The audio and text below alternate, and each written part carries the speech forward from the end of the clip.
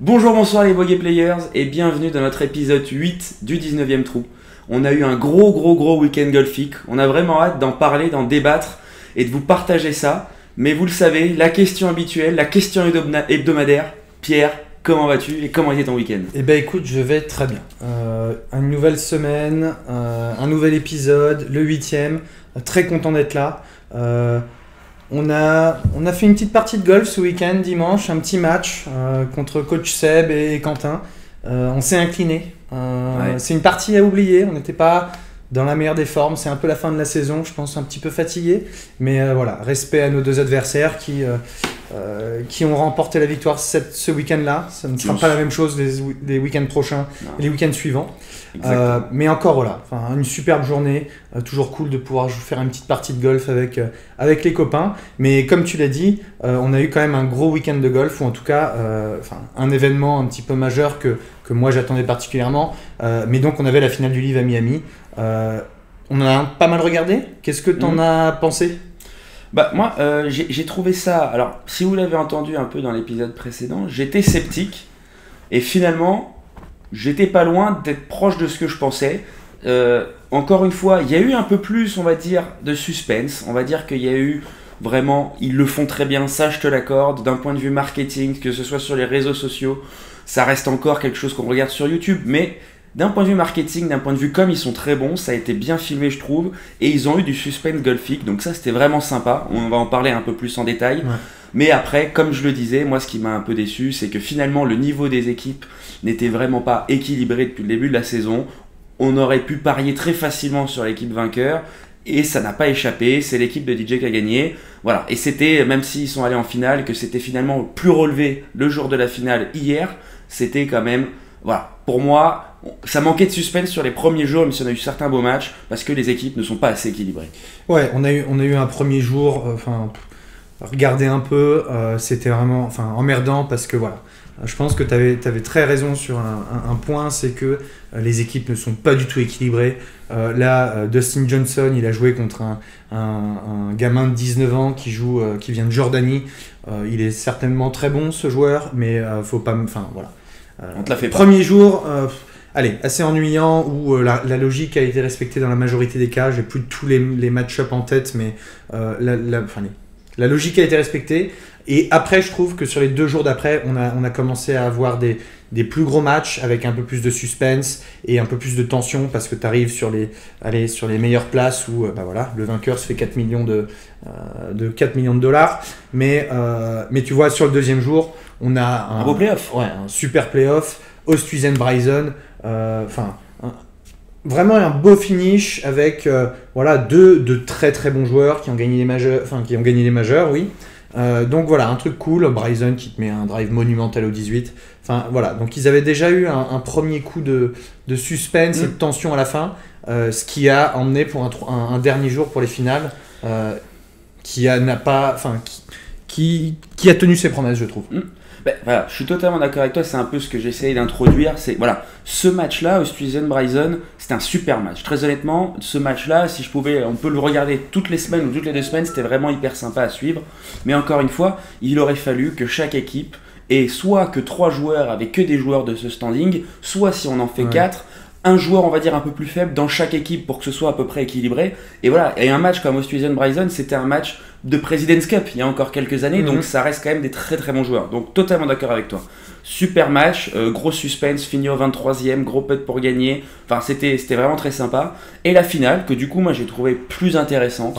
Voilà. Pour le format, c'était les 4 joueurs de l'équipe, des 4 équipes qui partaient sur le parcours en stroke play et on faisait la somme des 4 scores. Ouais. Et voilà, et l'équipe première terminait première assez facilement sur la somme des scores. Et ça, je trouve ça intéressant, même le fait qu'il n'enlève pas une mauvaise carte, tu vois. Parce que du coup, ça incite à pas faire un gros shoot, ou s'il y a un gros shoot, le mec a envie de s'accrocher parce qu'il sait que dans tous les cas, sa carte va compter. Et ça, j'aime bien. J'ai entendu des opinions assez différentes là-dessus. D'ailleurs Mickelson, qui est allé sur le broadcast avec les commentateurs, justement disait que lui trouvait que de dropper un score était quand même assez sympa pour le format, parce que tu peux être quand même un peu plus agressif, ça permet d'aller chercher un peu plus de drapeaux et choses comme ça.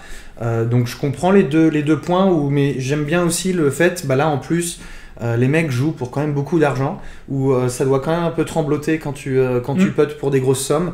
Donc d'avoir 4 scores qui comptent, il n'y en a pas un qui peut se dire tiens j'ai fait un mauvais départ, surtout que là on a vu que je crois que c'est Leishman déjà qui était plus 4 après 4 qui a un petit peu déjà mis en péril l'équipe de Cam Smith, les punch dès le départ, mais tu as aussi je crois que c'est Brandon Grace qui fait un quadruple sur un par 3 qui lui au bout de 4 trous en fait avait un peu hypothéqué les chances de son équipe.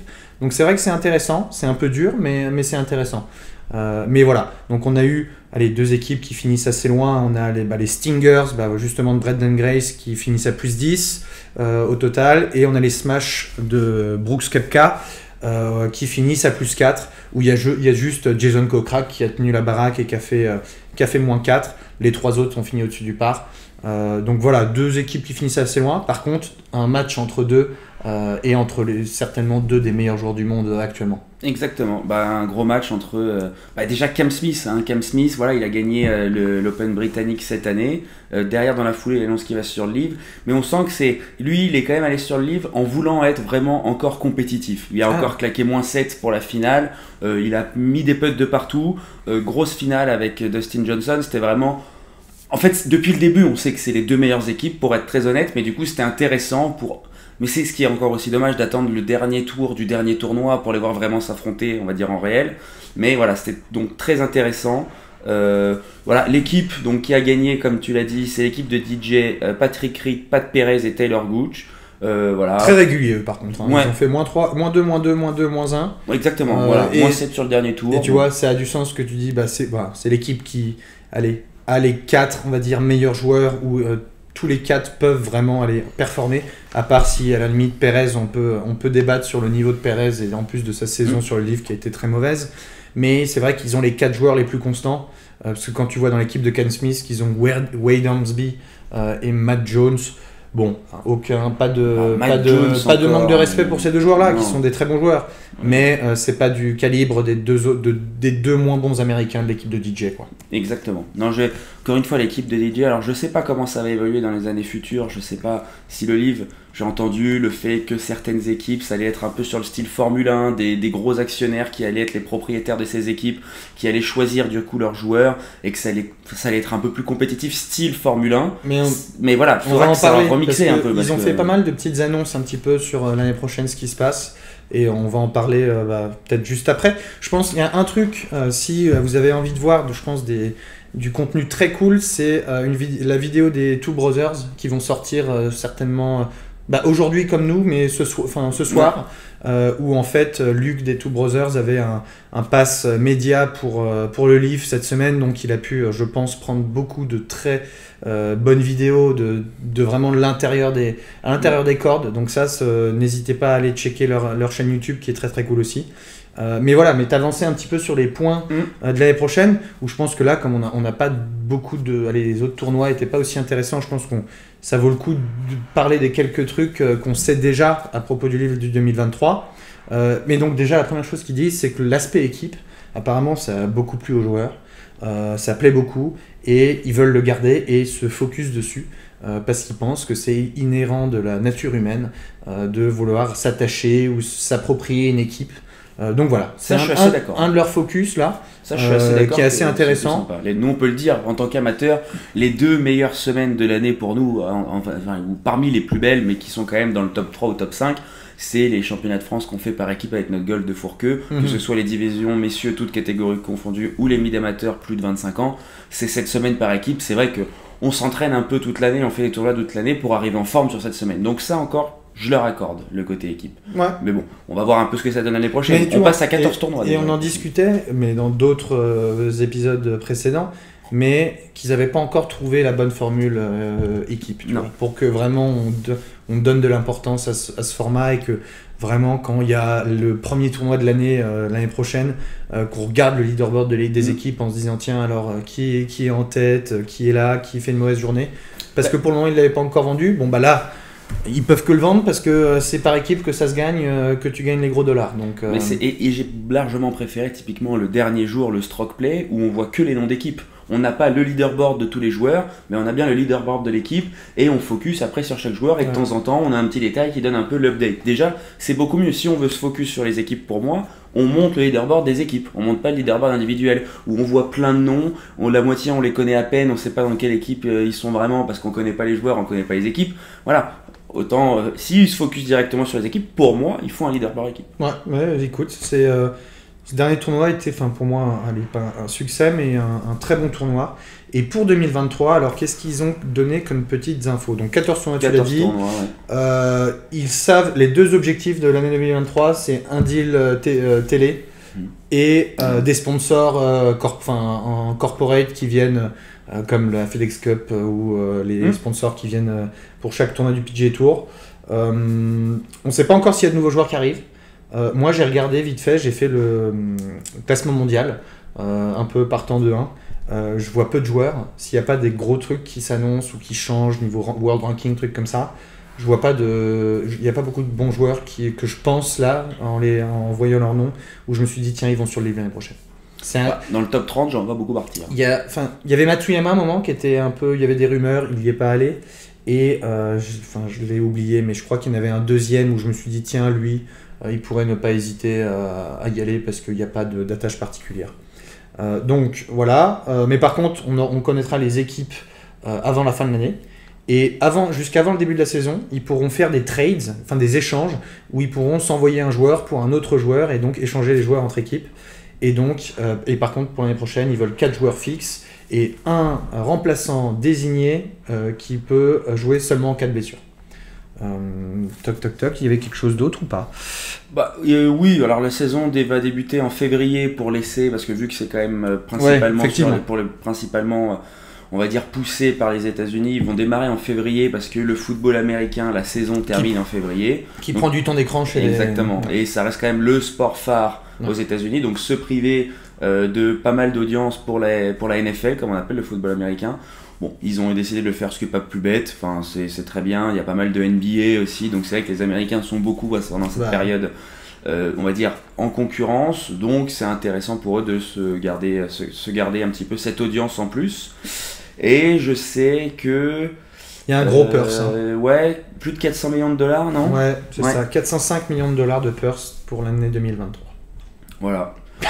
Bon, c'est pas mal, hein. C'est sûr que c'est un peu plus que sur le PGA. En gros, ça fait une trentaine de millions par tournoi. Bon, c'est pas mal. Hein. Suivant la finale. On va se partager à 50. Et non, mais le truc, tu vois, et tu parlais du modèle Formule 1 où des sponsors ou des entreprises sont propriétaires d'une équipe. Là, je crois que, comme tu disais, c'est le format qu'ils veulent. Et là, en gros, actuellement, comme ils n'ont pas encore revendu les droits, l'equity de ces équipes, en fait, c'est le livre qui est propriétaire des équipes pour la majorité à 75%. Et pour certaines, où il y a des joueurs phares, style DJ, Brooks, Bryson, qui ont des parts en fait dans ces équipes-là. Donc quand elles auront une valorisation, ils auront un actif financier à leur disposition. C'est à peu près tout pour le livre. Assez agréablement surpris, c'était cool. Et tu vois, les 16 joueurs que tu as le dimanche, c'est pas beaucoup de joueurs, mais au final tu vois autant de golf. Et tu vois quand même 16 très bons joueurs qui sont allés fort quand même. Ils font partie des meilleurs joueurs du monde et on doit s'attendre à ça, mais on a eu un spectacle vraiment intéressant. C'était très intéressant. Bon, je suis encore un peu dubitatif, je pense que vous le savez un peu si vous nous écoutez depuis quelques temps, mais oui, c'était intéressant, surtout ce dernier épisode, et puis bon... on va voir un petit peu comment ça va se dérouler pour les prochaines. S'ils font réellement leur proposition de franchise avec les joueurs, avec des trades, un peu style Formule 1, ça va devenir pour moi assez intéressant. Après, encore une fois, ça va devenir intéressant d'un point de vue marketing, ça va donner un peu plus de suspense, encore une fois, mais il va falloir aussi qu'ils arrivent à récupérer des joueurs meilleurs pour que ce soit plus équilibré. Sinon, Dustin Johnson et son équipe, c'est Lewis Hamilton et Mercedes pendant 7 ans. Ouais, et je suis d'accord avec toi. C'est Tom Brady et les Patriots, mais t'as raison. Et c'est le recrutement qui doit être la clé. Là, je pense qu'ils avaient déjà leur planning et ils avaient déjà tout ça en tête. Maintenant, c'est d'attirer les gros joueurs et passer ces derniers petits obstacles que certains joueurs ont pour ne pas aller sur le livre et de rester sur le PGA Tour. Voilà pour le livre. Exactement, voilà pour le livre. Retour en de Europe. côté de l'Atlantique. Et ils étaient juste pas très loin de l'Atlantique à mon avis, parce qu'ils étaient au Portugal. Le dernier tournoi de la saison régulière où tous les joueurs qui étaient encore dans les clous pouvaient récupérer leur carte et rentrer dans les 117 joueurs.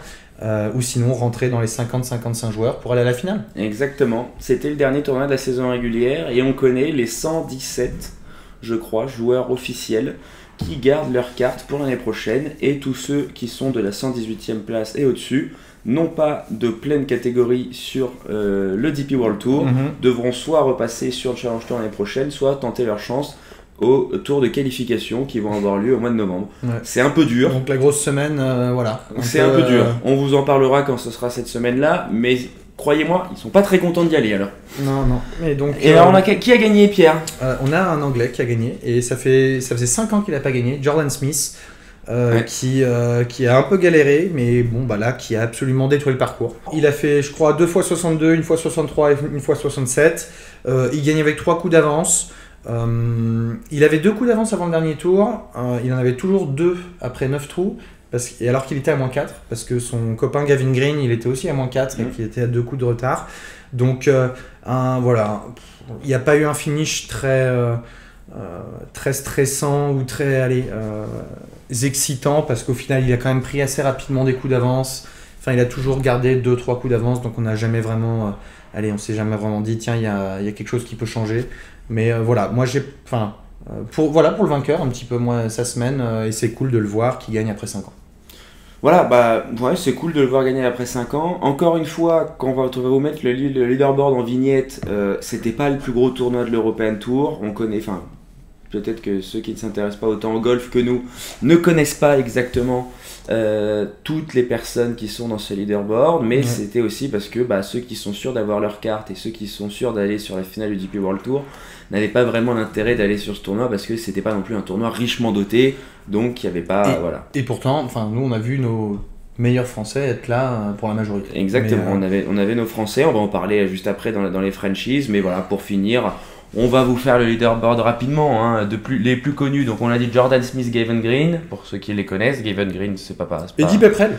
Ça fait plaisir de le revoir. Top 5 Buchanan, moi je connaissais, c'est pas mal, parce qu'il a toujours un bob. Je tiens à dire qu'il a toujours un bob, et il est sur l'European Tour, donc je le dis pour ceux qui n'apprécient pas les bobs. Et on a Jos Luiten qui est aussi dans le top 10 à la 7ème place, et David Drysdale, voilà. Et puis après les autres, Koronen, bon, c'est quelqu'un qu'on a... Il y a encore 3 Allemands, je crois que c'était la semaine dernière. La semaine dernière, il y a 3 Allemands. On avait 3 Allemands dans le top 10, là il y en a encore 3 Allemands dans le top 10. Mais voilà pour le top 10. Et après, parlons de nos Français, parce qu'on parlons un peu de nos Français. Une petite colonie française. Dernier tournoi, donc voilà, maintenant on a un petit peu c'est le conseil de classe. On sait ce que tu fais l'année prochaine. Oui, déjà l'année prochaine ou dans les semaines à venir. Et donc, on va faire notre Français de la semaine. Et de l'année, j'ai envie de dire. Moi. Ouais, et on devrait peut-être, faire un trophée. Tu vois, un petit trophée Français de la semaine. Garder, tiens, il y a Antoine qui l'a gagné 6 fois cette année-là. Pour la nouvelle saison, ça pourrait peut-être être un truc cool, tu vois. Hop, un petit trophée du mois, de l'année, un golden player, un ballon d'or ou une balle d'or en tout cas pour les meilleurs. Mais donc pour les Français qui vont à Dubaï, Victor Pérez, Rosner, Pavon et Langasque. 4 joueurs, pas mal. C'est un bon... Pas mal. J'ai rien à dire, pour l'instant c'est pas mal. Ouais. Ceux qui gardent la carte, on a Julien Brun, Julien Guerrier et Victor Dubuisson, qui arrivent toujours à faire son chemin dans nos épisodes comme ça. Il a même pas joué ce week-end, mais on se retrouve à parler de lui. Et il garde sa carte. Je suis très content pour toi, Victor. Continue, et j'espère que tu feras une bonne saison l'année prochaine. Et pour ceux qui perdent leur carte, nous avons Frédéric Lacroix, malheureusement, qui fait une bonne semaine puisqu'il finit 12e au Portugal. Et Pierre, tu me disais, tu avais fait les calculs avec ta petite calculette. Et apparemment, il fallait qu'il finisse 5 ou 6e pour garder sa carte. Parce que j'ai regardé rapidement, je suis pas sûr de toujours comprendre, parce qu'il y a des points, mais il y a aussi les gains qui sont différents. Mais il lui manquait 30 points pour garder sa carte, qui est aux alentours de 20 000 € selon mes estimations. Et que là, quand j'ai regardé les points que les autres joueurs ont gagnés, en gros un top 5-7 aurait pu faire l'affaire, mais vraiment à la louche, quoi. Donc voilà, on a Fred malheureusement qui va sûrement peut-être être repasser aux cartes. sur les cartes Voilà, on a Mike Lorenzo Vera qui a fini 152e, qui fait une semaine où il passe encore un cut, mais ça n'a pas suffi. Trop d'irrégularités, malheureusement. On fait un peu le conseil de classe des Français, là. Mais trop d'irrégularités pour Mike Lorenzo Vera cette saison. Il finit 18e et il fait que -1 le dernier tour. Ce qui est dommage. Oui, moi je parle vraiment sur la saison. Hein. Ah, ok. Ouais, moi je fais vraiment un conseil de classe annuel, là. Ouais, je fais un conseil de classe annuel. Pour ceux qui n'ont pas passé la carte, parce que pour ceux qui ont gardé leur carte, on va dire que c'est la mention encouragement. Vous l'avez, mais vous pouvez mieux faire. Ceux qui vont à la finale du Race to Dubai, c'est les tableaux d'honneur. Ceux qui finiront dans le top 30, on leur mettra les félicitations. Okay. Donc on attend encore un petit peu. Et là, on est un petit peu sur mais j'aime bien quand tu t'adoucis un petit peu comme ça. Mais attends les mauvais élèves, tu vas voir si je m'adoucis. Aïe aïe aïe, les cancres. Donc... On arrive, les mecs du fond de la classe, Mike Lorenzo Vera, trop d'irrégularités. À un moment, il faut canaliser tes efforts. Benjamin Hébert, 171e. On aurait dû sortir les tableaux de stats, et tu vois, par matière, on aurait pu faire. Mais non, ça aurait pris un peu trop de temps. Dans une autre vidéo, on pourrait faire ça. Mais voilà. Donc, Benjamin Hébert, 171e. De bonne qualité, mais il faut vraiment approfondir. Là, c'est pas suffisant. Robin Roussel... T'es surclassé, pour moi t'es un petit jeune, t'as été avec des personnes qui sont un peu plus âgées que toi, tu viens pas forcément, t'as pas le même background, t'étais pas forcément là. Bon, on va dire que c'est normal, c'est de l'apprentissage, on espère te revoir sur l'European Tour, mais retourne faire tes armes sur le Challenge Tour. Je sais pas s'il avait déjà fait une saison sur l'European Tour. Non, c'est sa première. Ok, c'est sa première. C'est pour ça. Je crois que c'est important. C'est une bonne analyse, je pense. C'était classe découverte un petit peu. Voilà. Il faut qu'il... C'était bien, t'as découvert, retourne faire tes armes et on te retrouve en 2024. Let's go Robin. Joël Stalter, ça commence là c'est très passable. Joël Stalter c'est très passable. On sent un manque d'engagement dans toute la saison. C'est peut-être des difficultés qu'on ne connaît pas, mais je ne t'ai pas assez vu dans les leaderboards cette année. Donc manque d'engagement. Malheureusement c'est un redoublement.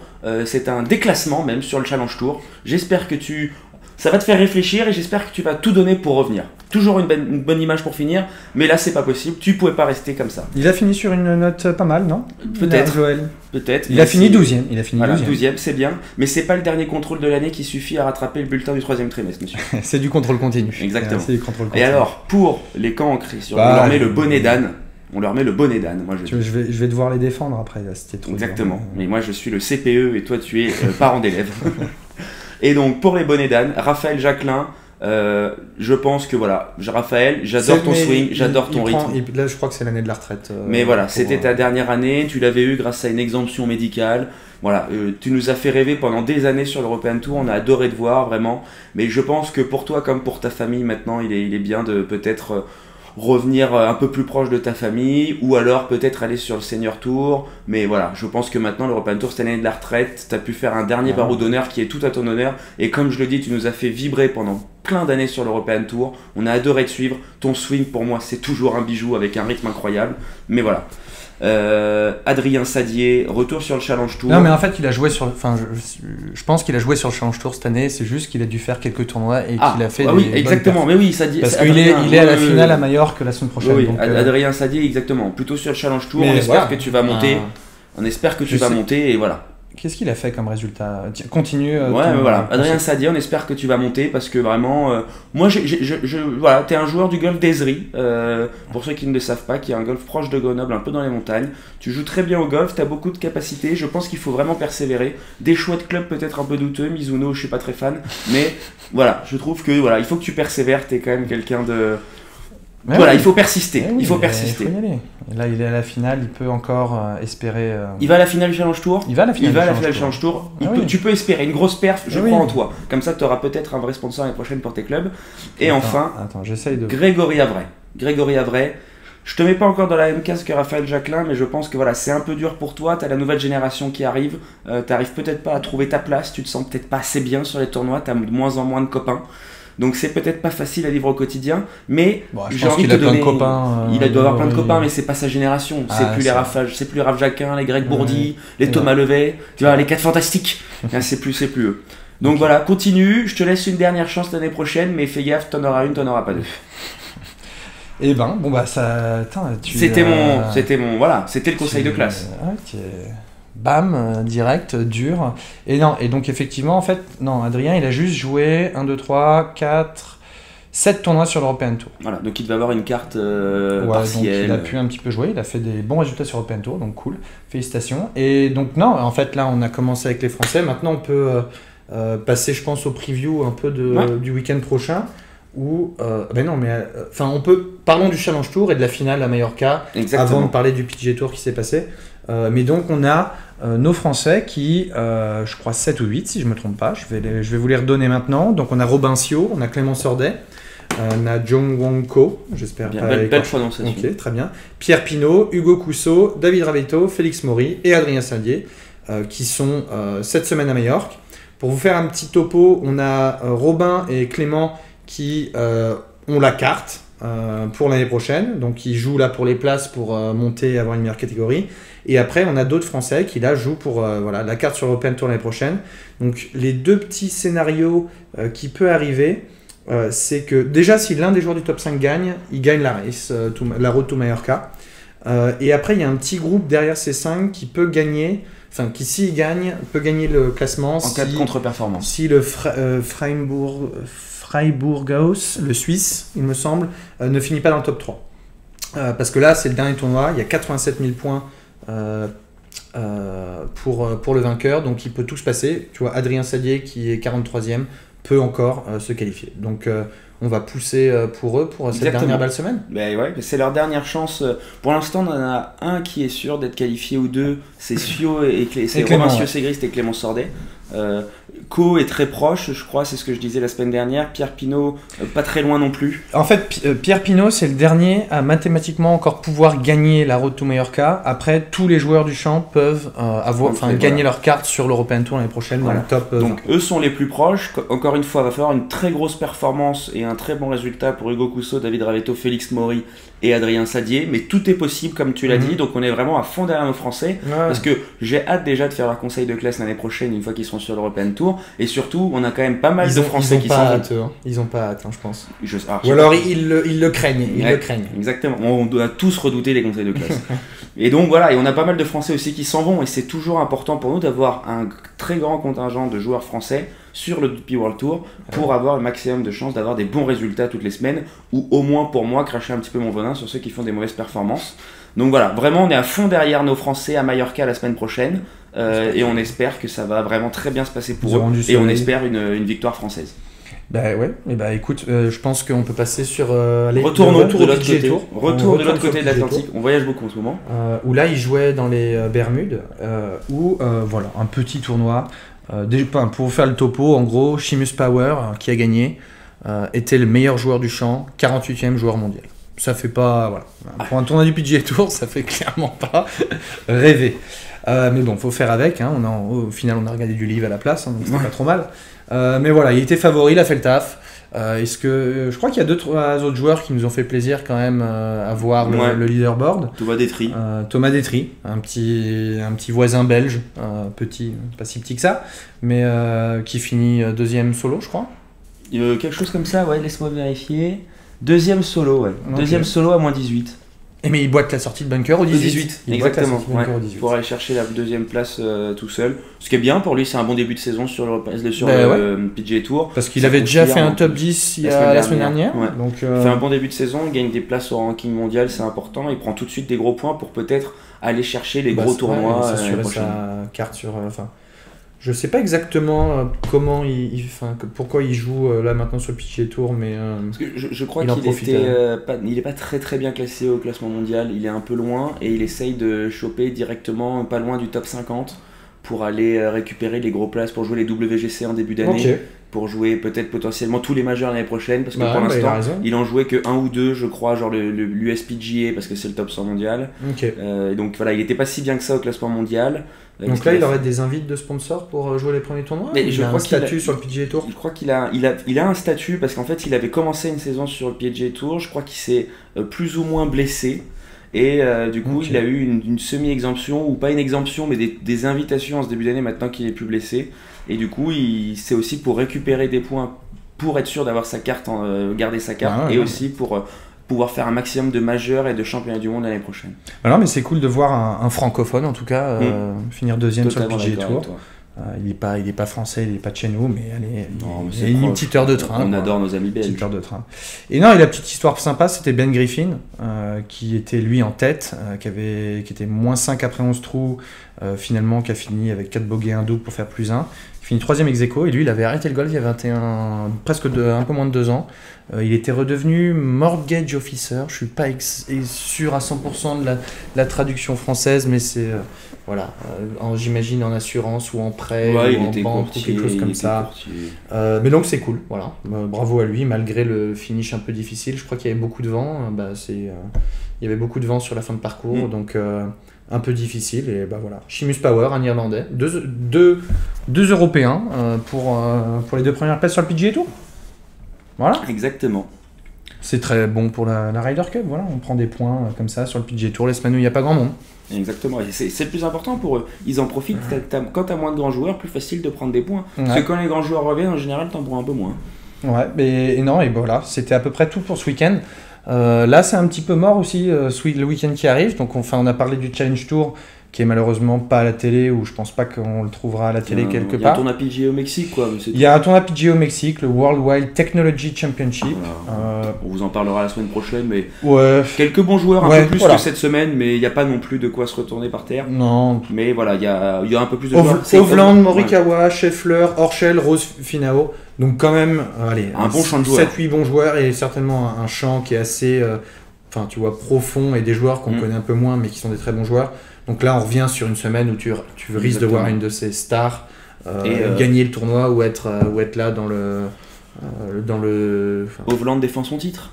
Hovland défend son titre. Il avait gagné l'année dernière, donc voilà un petit peu pour le week-end qui arrive, qui est assez pauvre, mais on aura le temps de parler de nos Français du Challenge Tour la semaine prochaine. Exactement, on parlera de et on aura d'autres. On va les avoir. On aura d'autres vidéos pour vous assez cool sur une semaine un petit peu light, vous donner du contenu et qu'on puisse parler golf un peu. Exactement. C'était tout, c'était déjà pas mal, mais c'est tout pour cette semaine. On espère que vous avez aimé en tout cas cet épisode numéro 8. Nous, c'était vraiment un plaisir de parler du livre. On a nos points de vue qui sont un peu différents avec Pierre, mais du coup ça lance un peu le débat. On a hâte de voir nos Français la semaine prochaine sur la finale du Challenge Tour. On a hâte de revoir le livre l'année prochaine avec ses évolutions. Donc voilà, on espère que vous avez apprécié ce podcast. Comme d'habitude, si vous pouvez nous donner un maximum de feedback, un petit like, un follow. Voilà, vraiment, on essaie de rajouter du contenu en plus pour nos abonnés, en plus que nos podcasts, comme l'a dit Pierre. On fait des petites vidéos. Voilà. Typiquement, hier, on a fait une petite vidéo on a fait quelques vidéos et on en a fait un petit post Instagram. Voilà, vous montrer un peu le behind the scenes des bogey players, et plus vous êtes, plus ça nous fait plaisir de faire ces vidéos et de créer ce contenu. Exactement. En tout cas, merci beaucoup. Continuez de nous suivre. Et que ça zip.